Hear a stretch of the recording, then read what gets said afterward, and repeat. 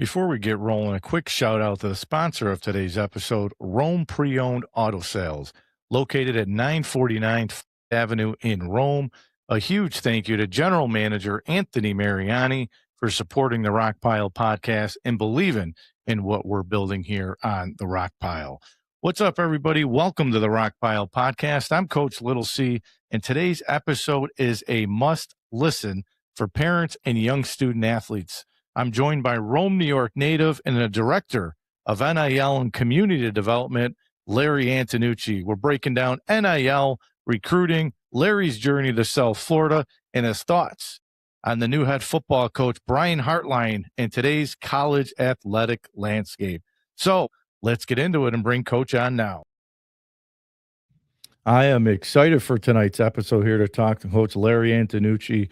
We're just talking a little bit behind the scenes, so we'll bring him on in just a moment. I'm excited. I just released some merchandise tonight for the Rock Pile, so go on. If you're actually watching this live or you're watching on the replay, there's a barcode up top. You can scan it. You can buy anything you want. Just got some in today, so I'm excited. Like and subscribe as always. Later in the week on the Mohawk Valley Sports Watch, we'll air it on Sunday morning from 9 to 10. We'll talk to Rome's Tyler Schaff will be on the broadcast with me live.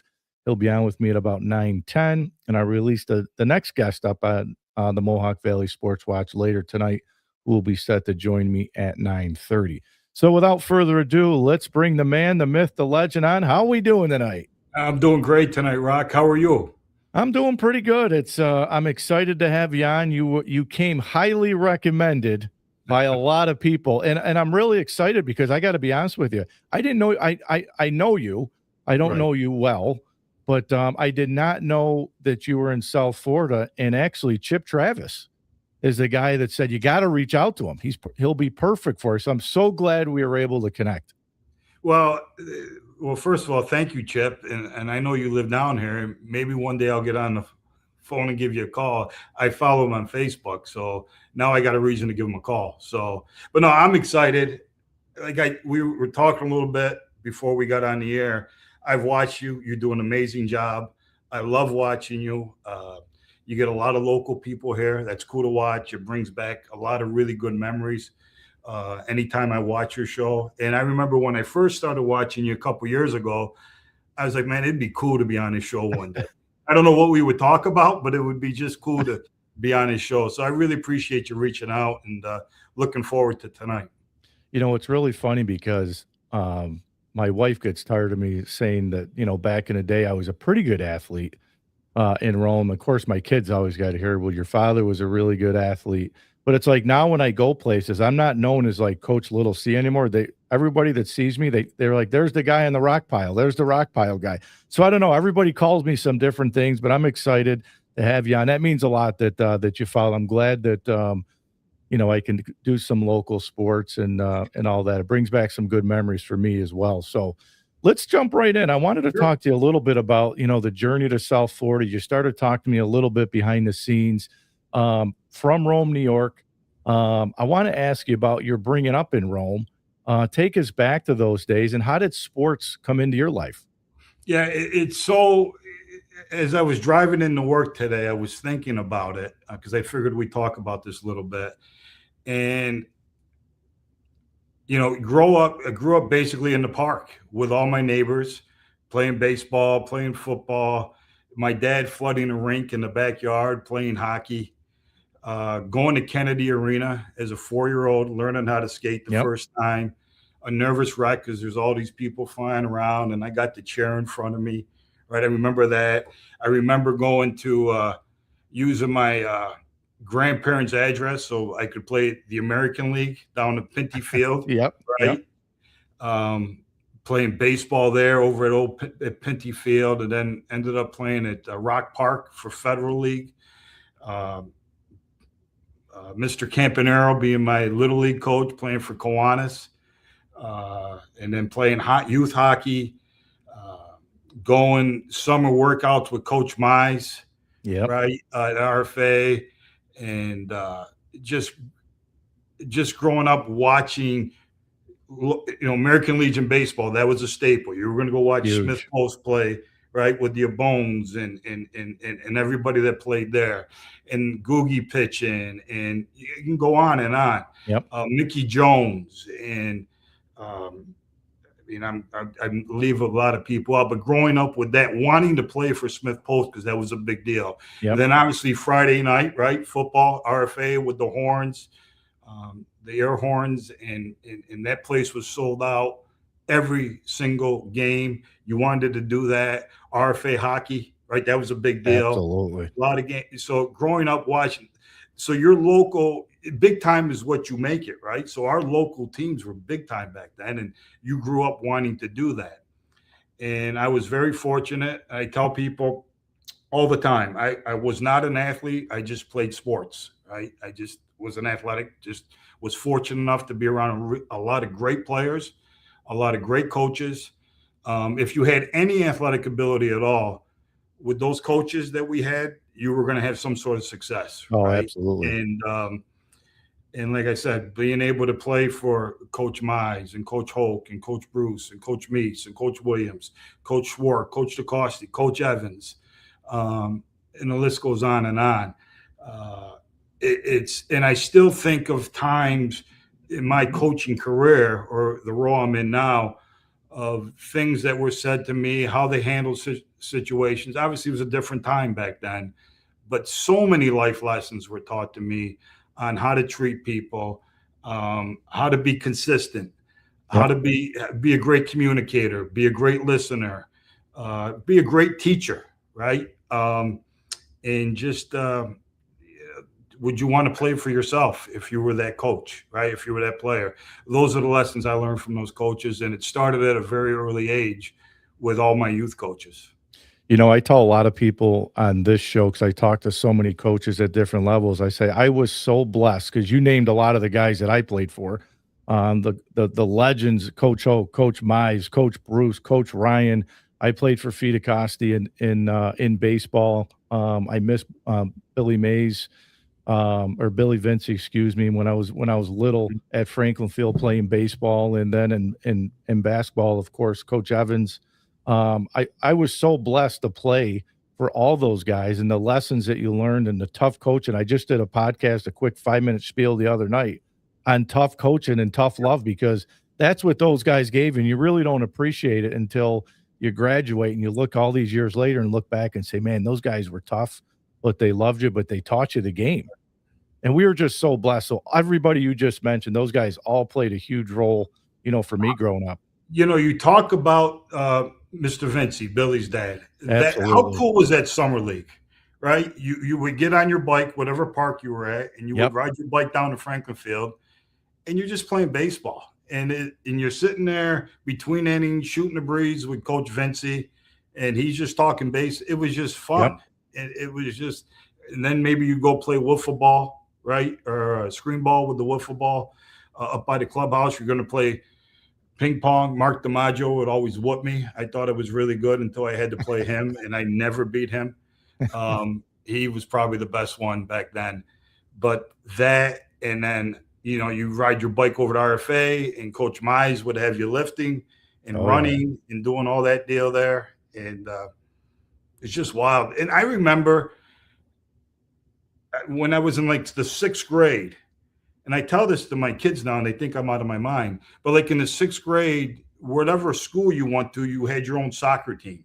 So I Yep. went to Ridge Mills, and I like the kid we had that was really good. His name was Mark Signorelli, who is a really good bocce player too. But Sig was like the big time soccer player in the area. So he organized it, but there were no adults coaching this thing. You practice yourself, and then you would go to like Geyer Field or Hazleton Park, and you play other elementary schools. Hmm. And it was cool. You learned now. I'm not saying there weren't some issues, but at least you figured it out yourself. And my point is, great place to grow up, great place to learn how to play sports, and just a lot of really, really good memories. So talk to us a little bit about your career path. How did you end up landing in South Florida? Yeah. So when I graduated from college, I GA'd at Wagner. I went to school at Wagner in Staten Island, Wagner College, and played there for 4 years. I GA'd there. I coached at St. Peter's College in Jersey City, coached Yep. football there. And then I had an opportunity to go to Emporia State University, which is in Kansas, Emporia, Kansas. 4 great years there. I mean, it was awesome. Our head coach, his name was Manny Matsakis.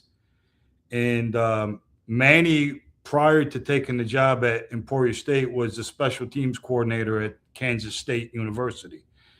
And my roommate at the time, my first 2 years there, was a guy named Eric Wolford. Currently, Wolf is the O-line coach at LSU, but he was our offensive line coach at Emporia State. And he became the first offensive line coach here at the University of South Florida. So 2 years after he left, a GA position opened up at South Florida. He called me. He's like, "You ready to make the move to Tampa?" And I said, "I'll be there tomorrow." And I got on the phone with Coach Levitt, who was our head coach at the time. Yep. And like I said, Manny had worked with Coach Levitt at Kansas State. So he called. It's like anything else. It's who you know is very important as Absolutely. well. And I came here March 1st of 1999. And I coached football. Spring ball started like March 2nd.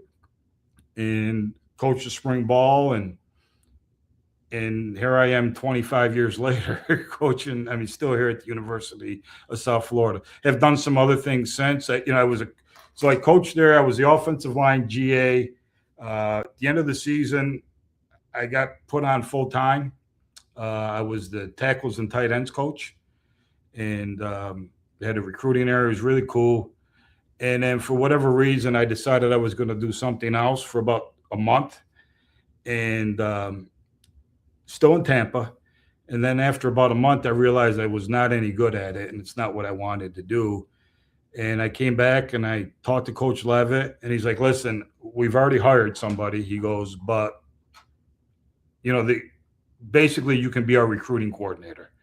And they're starting this new thing, this football ops thing. So why don't you just do those things? And then we'll see what happens." And I did that from 2001 till 2012. And then I got into fundraising here at the University of South Florida. Did a few other things, worked for some donors, was a high school athletic director. And then 3 years ago, when Coach Golish got hired here, got reached out by that staff, and they had asked me to come and work in their collective at the time. NIL had just started, and they were trying to get their collective off the ground, and did that for a year. And then when we all knew the House settlement was going to happen in July, we created this revenue sharing department, NIL department in-house, and I got hired back at the university. So I've been back here now in-house for the last 2 years. So that brings me right into the NIL segment. And I want to just have you clarify for some people, because I think there's a big misconception too. It's huge now in the college game. But what is NIL and what is it not? Well, what is it not? It's so let's clarify a couple things. There's a couple different tranches or a couple different buckets, if you will.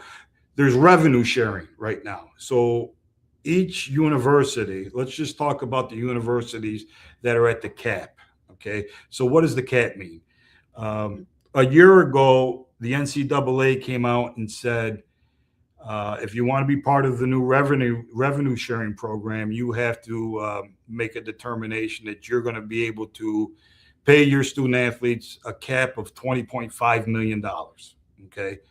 We've made that commitment, University of South Florida. And that's for your entire athletic department. And that's revenue sharing based off of numbers that they've come up with through TV deals and whatnot. And they think that's the fair market value. That's going to incrementally go up each and every year. So that's in-house money. That's what the universities can pay their student athletes. Okay. So why is that important? Because when NIL first came out, right, name, image, and likeness first came out, the reason collectives started was because the head coach and staff members and athletic directors were not allowed to talk to student athletes about money that they could receive. So that's why you had a collective. So when I worked for, the name of it was called Fowler Ave Collective. Our university is on Fowler Avenue. Okay. So that was the name of our collective. We would sit down and talk with it. Okay, Rock, you're going to be a great player for us. We'd love to have you. We're thinking about giving you A, B, and C for the next 6 months to a year, that type of thing. I had to have that conversation, or my boss had that conversation. In addition, we would talk about other things, any questions they had, but the coach couldn't do that. The general manager or the chief of staff was not allowed to do that. Athletic directors were not allowed to do that. So when the house settlement came in July, they said that was the big deal, that it's all in house now, and universities they sit there. That's part of the recruiting visit. They sit down, and when they come in on that, at the last day, and they say, okay, let's talk about, what we're going to do, what we can commit to you financially. There's still collectives. Okay. Kids can make money. Student athletes can make money off of their name, their image and likeness, their brand. It's a little tougher now. Okay. The reality of it was 3 years ago, it was pay for play. Yep. Now, if we're going to, if there's a merchant out there that wants to provide, wants to pay a student athlete, there has to be a deliverable. Okay. You have to, whether it's a public, an appearance, whether it's a PSA, whether it's just getting on your phone and whatever social media vehicle you use, tweet, TikTok, whatever it is, there has to be deliverables. We have to write that contract up and send it to a clearinghouse, and they have to approve whether it's fair market value or not. And then most of them get approved. In our university, most of them get approved. So there's a couple different ways that student athletes can make money. The reality of it is also, if you're a merchant, if you own your own business, you can hire a student athlete. You can just make them a 1099 employee and say, here's your job description, and you can pay them. That's another way to do it. I'm sure there's schools out there doing that. If for whatever reason they were concerned that Deloitte, that's the name of the company, would deny the fact that this is fair market value, fine, I'll just pay I'll hire the person and pay him. So there's a lot of different ways to skin a cat, and that's just a few of them right there. So I think a lot of people will say that, when you look at now the juniors and seniors in high school, it was a lot different when I was getting recruited. Obviously, we didn't have all that. And now with all this, you hear a lot of coaches that'll say, I'd rather take the sophomore, junior, the transfer in the portal than going and getting a senior out of high school because they've already played a couple of years of college football. Doesn't that hurt the recruiting now for young high school kids that are looking to be recruited at any level? No doubt. So, before I came back to South Florida, I was an athletic director at Cardinal Mooney High School down in Sarasota. They just won the state championship football, 3A down here. I would have a lot of conversations with parents because they could not understand why their son or daughter was not getting recruited. And I would tell them, your kid's a great player. 5 years ago, 4 years ago, they would have been offered by a lot of these schools. Yeah. There's just no room for them now. That doesn't mean your son or daughter is not a great player. It doesn't mean they shouldn't pursue, continue their post-secondary ed, playing somewhere. And if they have a desire to play at X school, go somewhere where you're wanted, where you have an opportunity to perform, and you can be the player you think you are, to give yourself an opportunity to go play at that school down the line, or stay at that school. You may love it. You may just I found where, like I said, these are the people that want me. They care about me. They've given me an opportunity to have success. And I've done well here. I think down the line, right? So let's take this Indiana team that just won the national championship, right? And what's the big thing everybody says? Well, there was no 5 stars. Yep. Well, sure, coming out of high school, they weren't 5 stars. but they're 23, 24, and 25 now. They're 5 stars now. They're 5 stars now, right? It's Absolutely. just we don't do that. The dudes out of Miami were 5 stars coming out of high school, right? Right. That's the difference. And they got better. So yeah, so I think there's, to your point, it's very difficult for high school student athletes right now. It's very difficult because there's not as many opportunities at the Division I level, Yep. right? And that's just it's hard mentally because they know they've competed at a high level probably most of their life. They've been recruited, okay, and it's always you're the next one in line probably, or if this person doesn't, if we don't get this one in the portal, we're gonna come back to you. So that's tough. But the good news is those opportunities are there for them on the back end if they want them, and if they're good enough, which and most of the time these kids are talented enough and good enough to play at the level they want to. We had a kid. Go ahead. I'm sorry, Rock. No, I was going to say, so I always go back. So I think like Nick Saban's a really good example. When he was there, they got all the 5-star recruits in Alabama, and Clemson's another good example. Dabo don't dive into the portal much. He's made obviously some big commotion here just recently, but now you look at it and you see it's the same teams, right? Everybody go where the money is. Ohio State, the LSU's. Lane Kiffin left to go to LSU where they got resources, they got money. They can buy players and basically turn a team around overnight because of the NIL now in the transfer portal. So I think we got to see at some point. Do you think we'll see some more regulations? I mean, it's basically like the NFL. Yeah, it's turned into a business. There's no question. And I was having this conversation with somebody the other day. You almost have to have that. Can you believe that happened moment before somebody does something about it? Right. Yep.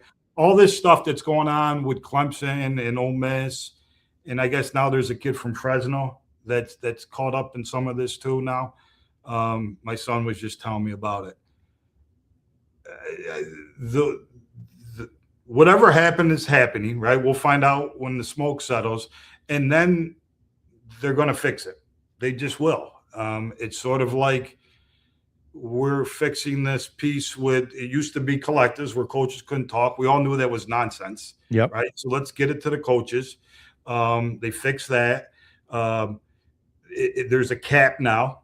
Okay. 20 million. It's probably a little bit more when you talk about collectives, but there are some guardrails, not enough, but there's some guardrails because of what's happening.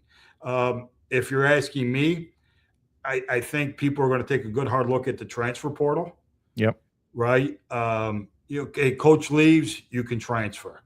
You get one time without having to sit out, you can transfer. I think there'll be some movement there. I don't know when, but I think there'll be some movement there. And I think eventually there'll be probably some sort of collective bargaining with the student athletes in the universities, and which opens up some other issues, but that's a few years down the line before we get there. But I got to think once they can find out who's going to represent the student athletes with the CBA, then we'll get there, because that would be the biggest thing right now. Who's going to represent them?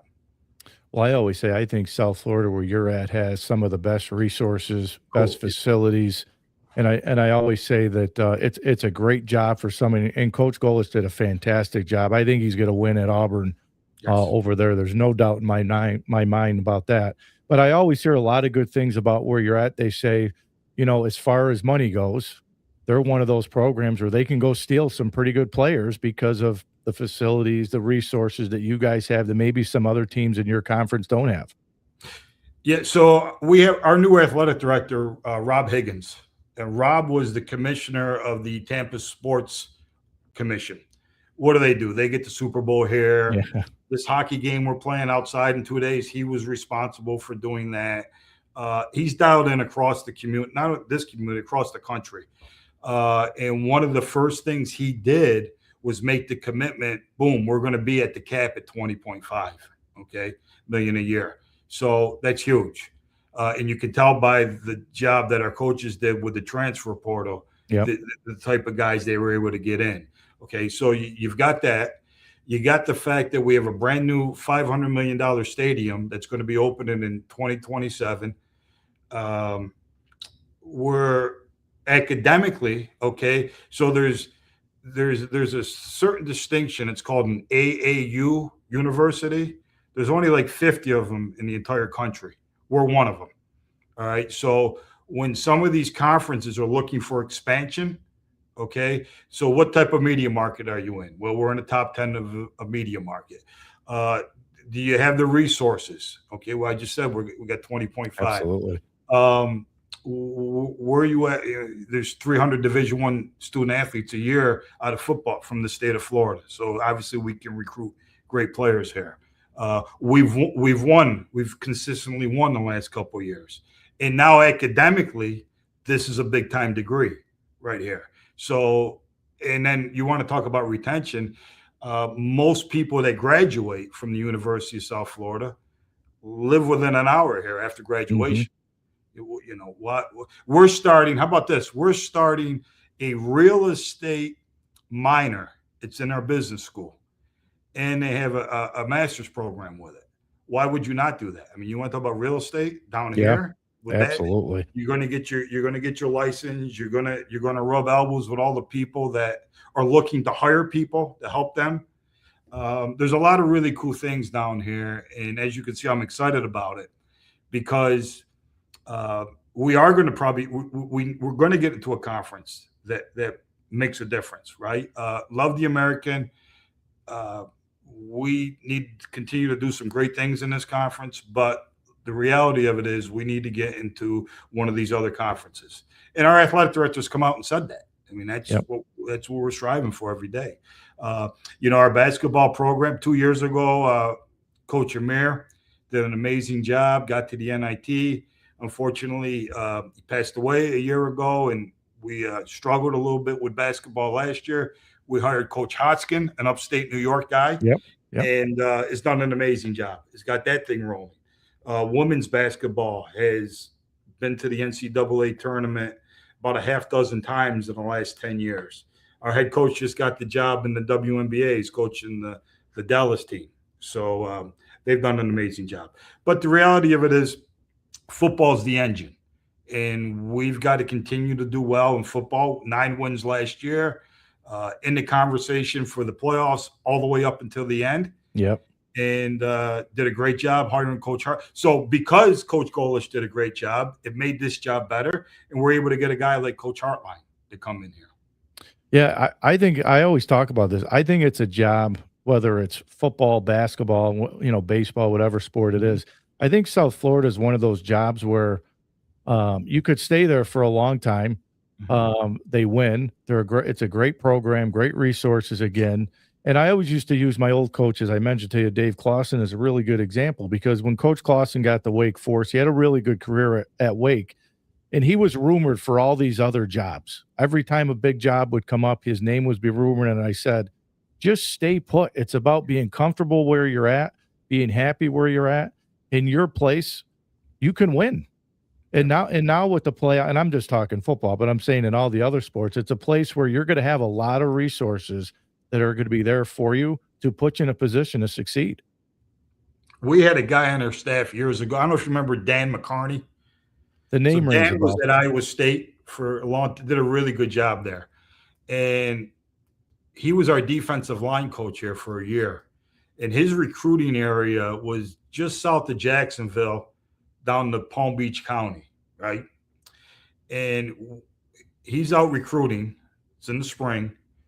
He comes back in, and we have our recruiting. So you go out from Monday to Friday, then Saturday or Sunday, you have a recruiting meeting. Who'd you see, so on and so forth, put them on the board. And he is going on and on about all the great players he's seeing. And I'm the recruiting coordinator. And I was like, Dan, that's great. We're going to take you off the road this week. We got to get somebody else out there. And I said, you've pretty much seen everybody. You don't need to go back out there. And he's like, Coach, I've never been around so many great. Let me just get back out there to see these guys. I've never been around so many great players. So we've been very fortunate to have Florida as our home state, right? And just pretty much stay in state. It's a little different now with the portal. You're going to get kids from all over.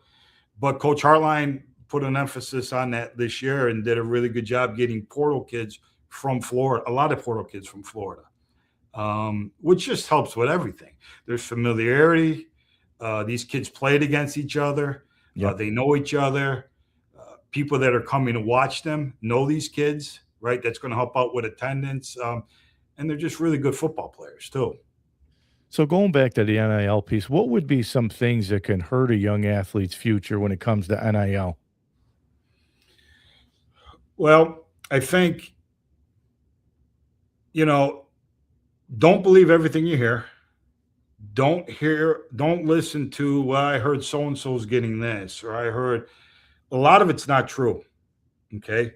And then the biggest, I don't want to say issue, but because you're going to need, some of these kids are going to need agents. They're called advisors, but they're agents, right? You hear some bad stories there now because there's no really certification. It could be your high school roommate. I'm sorry, your college roommate could be your agent. And you're giving them, in some cases, 20% of what you make. Yeah. And these kids don't know any different. They don't. And in reality, they don't need it. I had a call yesterday, former player who played for us back in 2000. His son's a really good football player, and he's been offered by Alabama, by Georgia. And he's like, Nooch, what do I do here?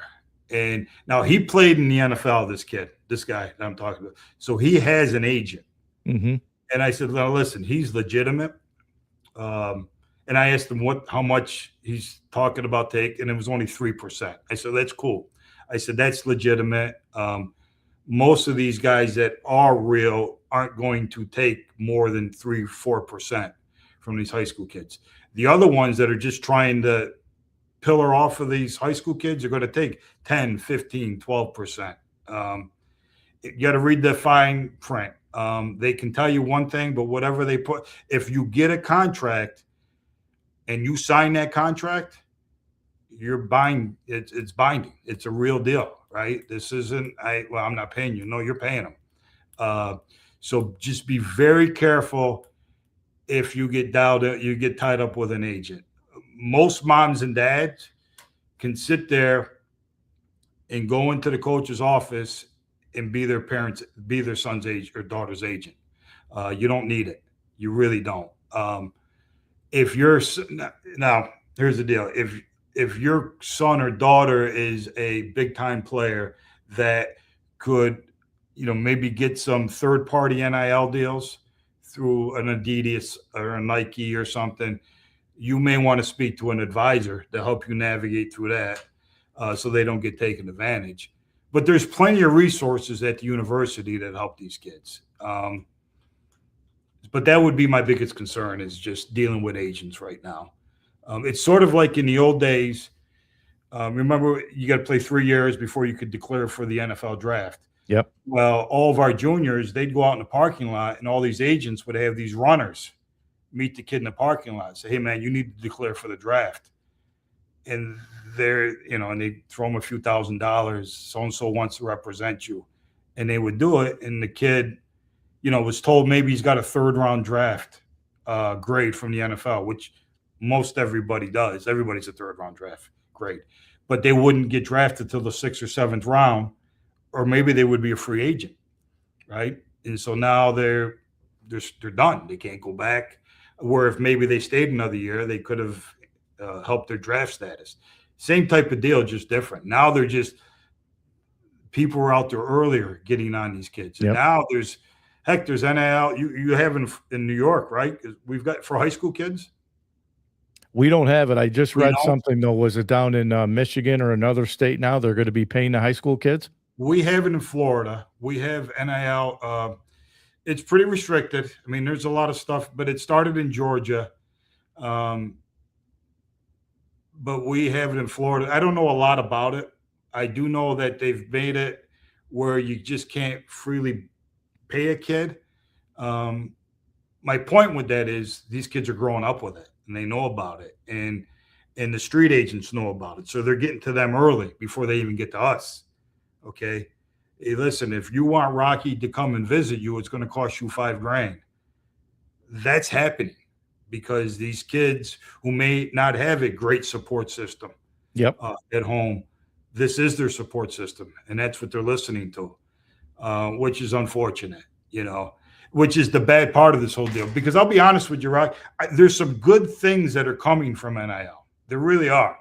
But it's like anything else. There's good and bad, and we read about the bad all the time, or we hear about the bad all the time, and we see the bad a lot too. But there are some good things. If you have a really good support system at home, lean on them. If you have questions, talk to your high school coach. If you're getting recruited, talk to that coach that's recruiting you, and they'll be real with you. You know what I mean? They don't have the time to BS you they just don't. They're going to be honest with you. They say, this is where you're at with us. This is what we see. This is your market value. They're going to be honest with you. And don't be afraid to ask questions. Ask as many questions as you want. Man, I could have made some money out of high school. No doubt. I could have made a few bucks. I saw the article the other day, and I couldn't remember which state it was, and I said, man, I could have made a little money coming out of high school. All of our Rome kids, we probably could have made some money, us football guys. Coach, could you imagine what Tom Pugh could have made coming? Oof. I mean, right?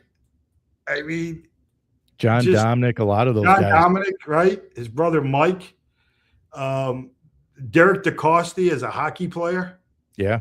I'm going to forget a bunch of people. Yeah, Archie Cianfrocco in baseball. Right, Archie Cianfrocco in baseball.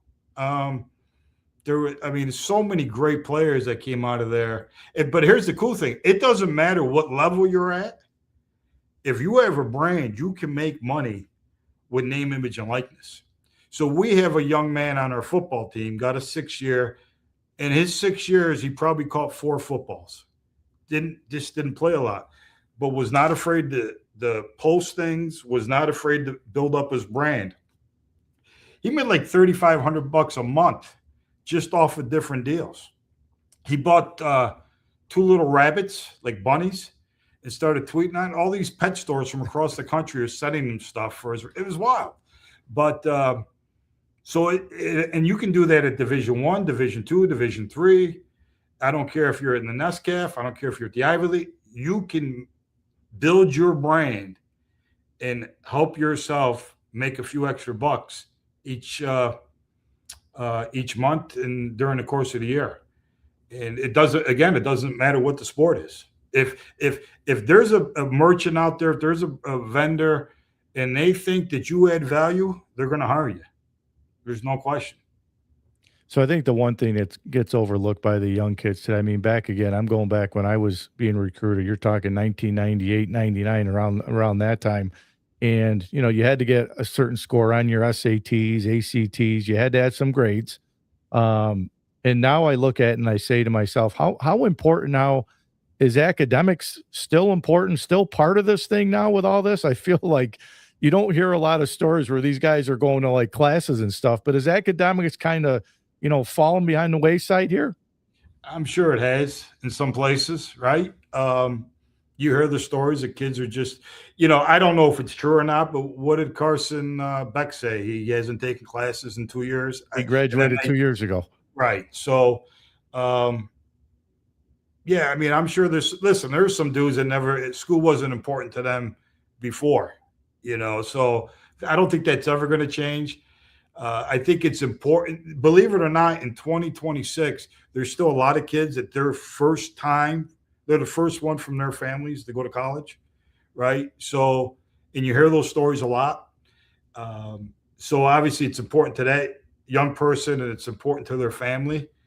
But I'm sure there's cases where it's just, hey, I'm just using this as a vehicle to get some money, get that bag or get myself to the next level. But it kind of sort of there's always been that, been that part of it with college athletics. I had to take theology. I had to actually take classes and go to classes. I mean, there's no doubt. You took theology, 4 years of theology? Oh yeah, it was tough, man. Fordham was tough. Really, really tough. But I wouldn't change it. I know I was talking to him before we came on that I'm a Fordham guy, but I go back. I mean, I was probably like a high 80s, low 90s student in high school. I don't know if I didn't play football, if I would have got into Fordham because I didn't have the 14, 1500 on the Sure. SATs, but they were good broadcasts in school. So I loved it there. I loved the city. I loved the bright lights. And I met so many good connections there. And I know you were talking, your son was looking at Fordham for baseball. It was just a great area. I loved it. No, it was still what was cool back then, and it still is we when you're recruiting a young person, you talking to them about going to college, like your high school friends are your high school friends, and some of my dear friends are from high school because you're growing up with them from Sure. when you're 2 or 3. But your high school buddies, they're the ones you're going to be in their weddings. They're going to be in your wedding. When they have a baby, you're going to call them, and they're going to be your godfather and all that. It's just a different relationship. I don't think we haven't lost that yet. I think the guys that stick around for a few years cherish those relationships. Um, and especially when they see the old timers come back and talk about the old days, they want to be part of that group, because it is a great experience. It really is. It's 4 or 5 years of a brotherhood, and I'm talking about football now. Yep. Um, and the stories and just something that I I don't know if there's ever anything else in your life that you're going to be able to do like you did when you were in college, as far as being around people that are like minded, on the field and off the field. So I wanted to go back, and I'm just going to jump around because I meant to Sure. ask you this earlier, and you mentioned some of those coaches when growing up in Rome, but let's take now where you're at. Who were some mentors for you? And I always love listening to people tell me these stories, but who were some mentors for you along the way to where you're at today? Yeah. So obviously, my parents, right, were my dad was the best coach I've ever had. Um, he got me. He was hard on me. That's most coach. We talked about tough love, Yep. but he got it when I needed a little, little hug, or just always was able to say the right thing. So my best coach, and then watching him, he coached little league baseball and all that. Watching him coach other people, he sort of got who needed needled. You can needle them a little bit. You got to kiss this one up a little bit. So I learned a lot from him. Um, and then, you know, Gabe Vaccaro, my freshman offensive line coach, Yep. right? He was awesome, man. He was just first time I ever played football, but taught me how to be tough. Just this is going to suck right now, Antonucci, right? But you got to, if you want to play this game, you got to do this right now. You put your nose where it doesn't want to go. And as an eighth grader, right, I'm learning that from him, and every day it was just so that set the foundation. I don't think there's any mistake as to why RFA football has had a lot of success over the years. It started at the lower level. Coach Meese was my freshman coach, and then, like I said, Coach Vaccaro, and then Coach Ryan was my JV coach. All great influence. And then the three guys at the varsity level, Coach Holt, Coach Bruce, and Coach Mize, had a tremendous influence on me, um, growing up as a coach. When I went to college, Coach Hamline, my college football Yep. coach, uh, upstate New York guy, went to New Hartford, grew up in New Hartford, played at Brockport, uh, pretty much recruited me, and was just there, man, for me. My dad passed away when I was in college, and he was like another father for me. Uh, it was not afraid to put his foot up my rear end if I needed it, but also would be able to laugh with me and just talk with me. I still talk to him once a month. He comes down to Tampa. We go have dinner. If I'm over in New York, I go to see him, and we have some dinner. A guy who didn't coach me, but he was a coach at Wagner, named Tim Capstraw. Timmy was the basketball, another upstate New York guy from Utica. He's the play-by-play guy for the Nets now, New Jersey Nets. He was a good guy. Learned from him. But when I got into the business, okay, it was guys like I talked about Manny Matsakis, who was my coach Yep. at Emporia State. It taught me, like, you don't just wear the whistle. Taught me how to be a coach, how to dress, how to speak to people, uh, stay consistent the whole time. Coaches sometimes get too high, sometimes Yep. get too low, and your players are going to get too high and too low. Taught me consistency, which was very important. He was a very big influence in my life. And then Coach Levitt here at South Florida. Yep. Let's be relentless, man. If you want to be good at this, um, he always had a chip on his shoulder because we were in trailers, we were just starting out. He had always been at small schools, so just learn from him. Don't ever listen to somebody tell you you can't do it. We're going to get this done. Now you got to work, you got to Yep. get after it. So I learned a lot from him. Skip Holtz, I worked for Skip for 3 years when he was here. Love Skip. I'm just a pro. Learned how to be a pro. um, and then another guy, okay, he's sort of catching some flack the last 24 hours, but I had the opportunity to work for Bill Polian for a year, and just sharp as a tack, loves football, and just was very detailed. Everything you did was important. Every decision you made needs to be thought through. Learned a lot. I only had the opportunity to work with him for a year, but learned a lot from him. Um, and then just Wally Burnham. I don't know if that name means nothing to anybody, but Wally was our defensive coordinator here at South Florida. Played for, how about that? He was Joe Namath's sweet mate at Alabama. Played for Bear Bryant. And if you close your eyes and listen to Wally talk, it sounds like Bear Bryant. He's 86 now. He lives up in Lake Lanier, and I talk to him from time to time. But just learn how to, again, how to treat people, how to coach people, how to just understand. Like, not everybody grew up in upstate New York with a mom and dad and ate Yep. pasta on Sunday. There's different ways to do this, brother. And just because he may have ruffled your feathers a little bit because the way he looked at you or the way he's still a human being, and that don't mean you can't coach him hard. Um, but he's got to know you care about him, and that's the most important. That's I learned that from him, being around him for 10 years and watching him. I mean, here's a guy.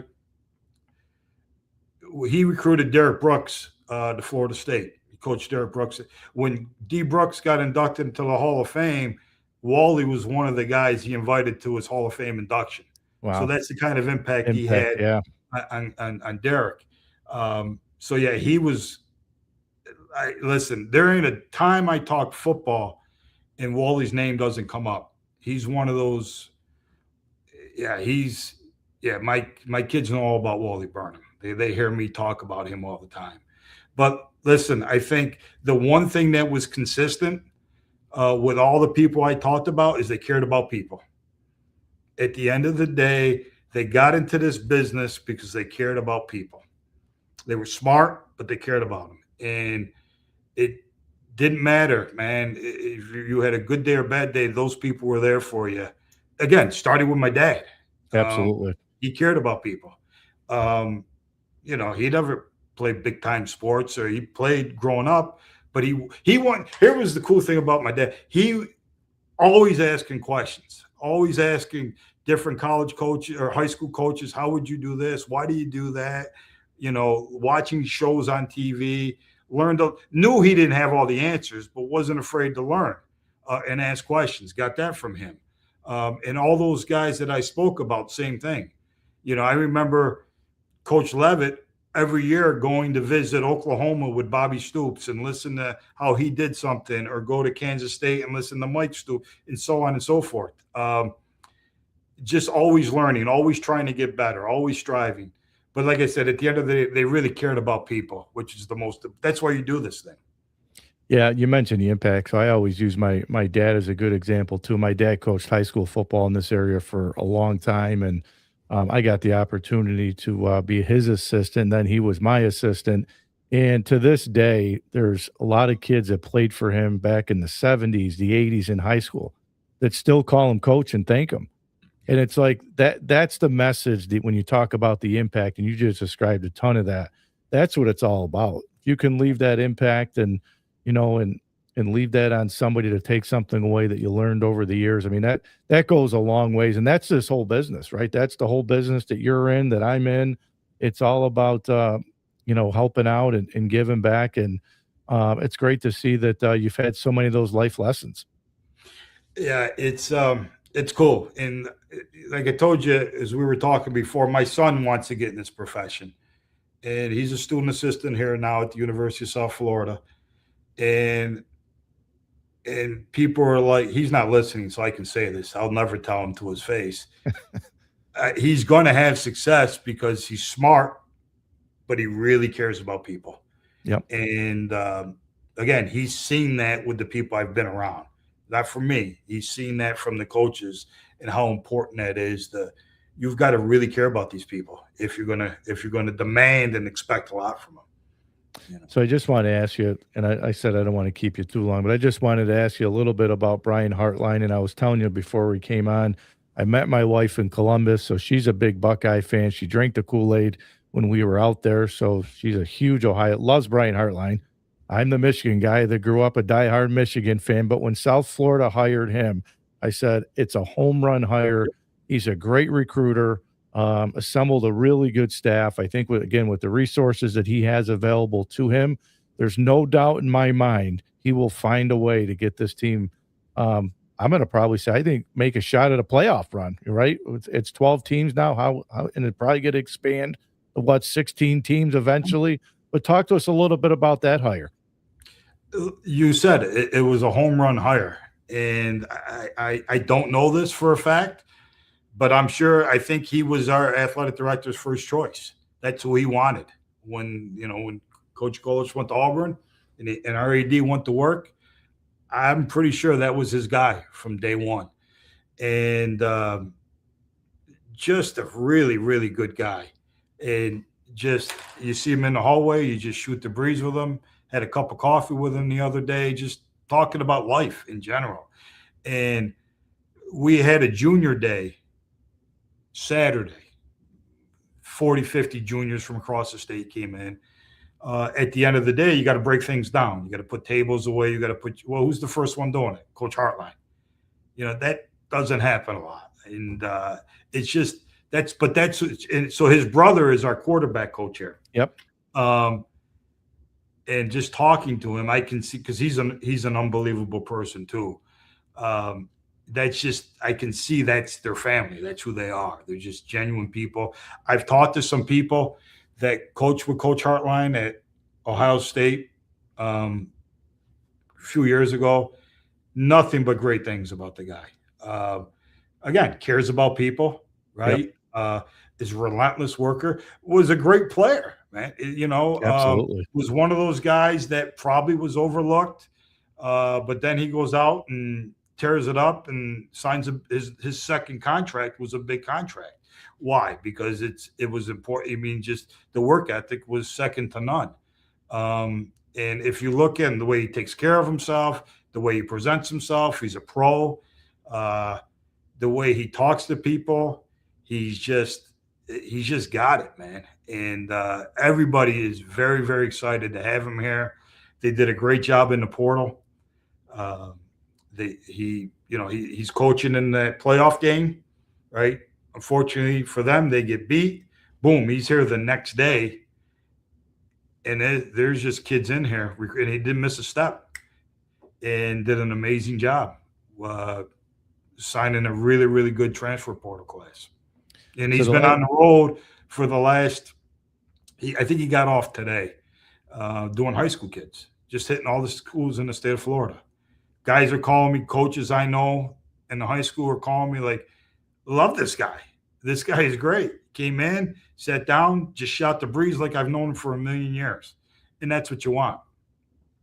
So when I was at Fordham, we had a handful of kids from the state of Florida. Matter of fact, they were from Miami. And we always had the friendly rivalry saying, it was Miami against New York and New Jersey against PA. And all you hear is you talk about the state of Florida when it comes to recruiting. Yeah. What's so different about the state of Florida compared to all these other regions across the world? Well, okay, so let's take Miami, for instance, right? Let's just talk about Dade County. and my numbers may be off a little bit, but there's 32. I think we're at 8A now, 8A schools. Well, to Wow. be that big of a school, you have to have over 5,000 students.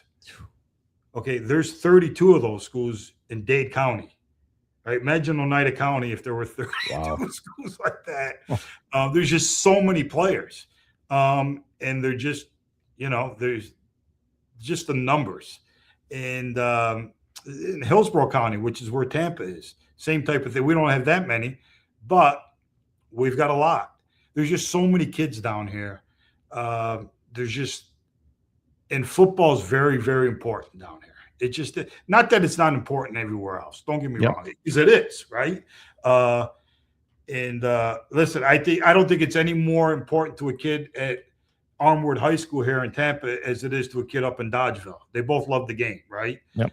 There's just more of them down here that play the game. And listen, here's the other thing: they can play it all the time, or they're outside all the time. They're running Yep. all the time. They're jumping all the time. They're not. I told you I'm not going outside because it's 31 degrees here right now. That's cold down here. But in a couple of days, it's going to be 80 again. And people are going to be outside running track. They're going to be playing basketball on the court, whatever it is.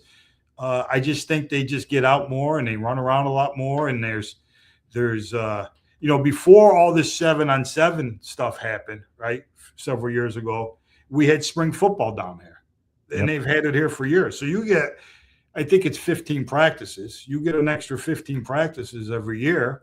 And then you got training camp like everybody else does.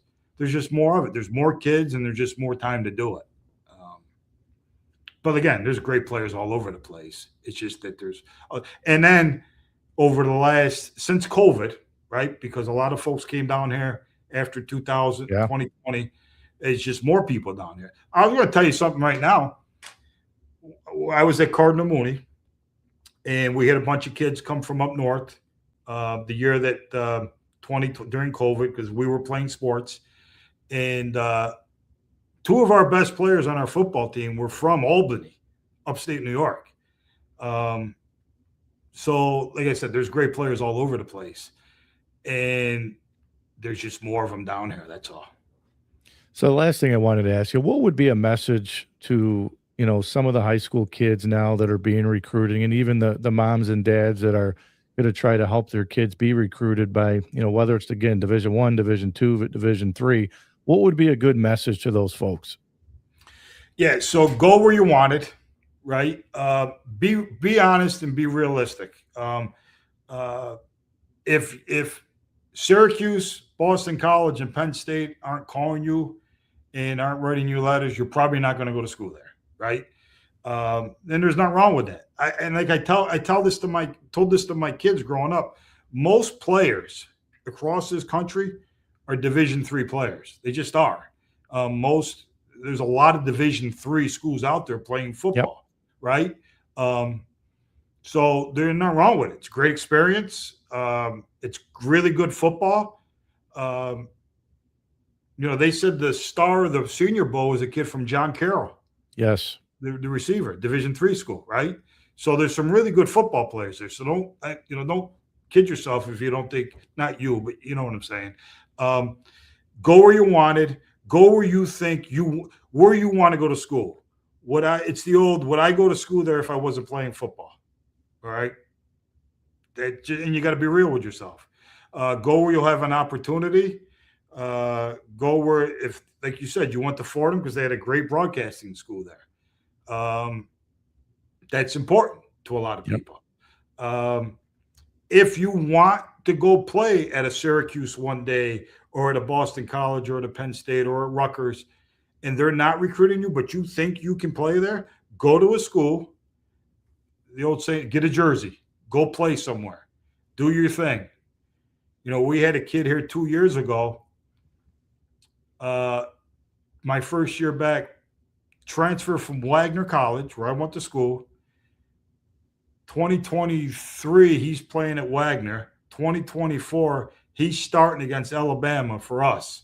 Caught 8 balls against Alabama, right? That's what he wanted to do. Went there, had a great career, had a really good season, got himself in the portal, came here. He graduated, played some good football, met his wife, met his girlfriend. They're getting married, right? So it all worked out. But make sure you go to a place that you're wanted, and they'll give you an opportunity to have success, whatever success is for you, right? Your success and my success might be a little different. My end game may be a little different. Right. And I tell that, Rock, I still get calls from parents whose kids are at Cardinal Mooney, right? They just, like I said, they just had a great year. They won the state championship. They've got a kid going to Notre Dame. They've got a kid going to Western Kentucky. They've got, they're one of those schools where the head coach flies in on his helicopter, right? Because they have really, really good players there. And some of these parents don't understand why their kids aren't getting offered, just because, and again, it goes back to what we talked about. Doesn't mean they're not a great player. There's just no room for them right now. Right. Right. So if you want to come to South Florida, is what I told this guy, go to this school that's really, really wanting you right now. They've been to all your games. They've offered you a scholarship. They told you where you stand, right? Where the depth chart is and where you're going to be part of that program. Go there, be a great player.